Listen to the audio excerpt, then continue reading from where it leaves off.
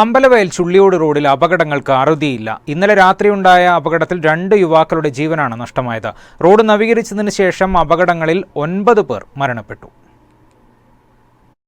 ഇന്നലെ രാത്രി 10 മണിയോടെയാണ് 2 യുവാക്കളുടെ മരണത്തിനിടയാക്കിയ അപകടമുണ്ടായത്.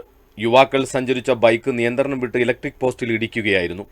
അമ്പലവയലിൽ ഒരു ചടങ്ങിൽ പങ്കെടുക്കാനെത്തിയ മീനങ്ങാടി സ്വദേശികളായ ചാലക്കുഴി സുധീഷ്, കോലമ്പറ്റ സുമേഷ് എന്നിവരാണ് അപകടത്തിൽ മരിച്ചത്. വലിയ വളവുള്ള റെസ്റ്റ് ഹൌസ് ഭാഗത്താണ് അപകടമുണ്ടായത്. മാസങ്ങൾക്ക് മുൻപ് ഓട്ടോറിക്ഷ അപകടത്തിൽപ്പെട്ട ഒരു കുട്ടി ഉൾപ്പെടെ 2 പേർ ഇവിടെ മരണപ്പെട്ടിരുന്നു.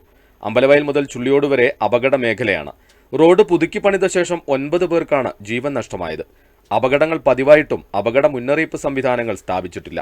അമ്പലവയൽ ചുള്ളിയോട് റോഡിൽ ധാരാളം അപകടങ്ങൾ നടന്നുകൊണ്ടിരിക്കുകയാണ്.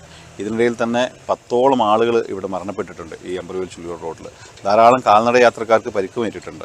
അറിയപ്പെടുന്നതും അറിയപ്പെടാത്തതുമായ ധാരാളം അപകടങ്ങളാണ് ഇവിടെ സംഭവിച്ചുകൊണ്ടിരിക്കുന്നത്.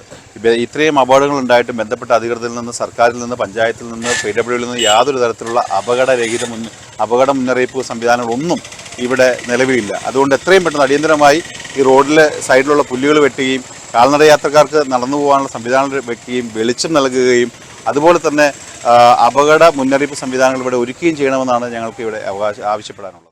ഇന്നലെ നടന്ന അപകടത്തിൽ 2 കുടുംബങ്ങളുടെ പ്രതീക്ഷകളാണ് പൊലിഞ്ഞത്. റോഡിൽ സുരക്ഷ ഉറപ്പാക്കാൻ അധികൃതർ നടപടി സ്വീകരിക്കണമെന്നാണ് നാട്ടുകാർ പറയുന്നത്. അരുൺ ചീരാൽ, വയനാട് വിഷൻ, അമ്പലവയൽ.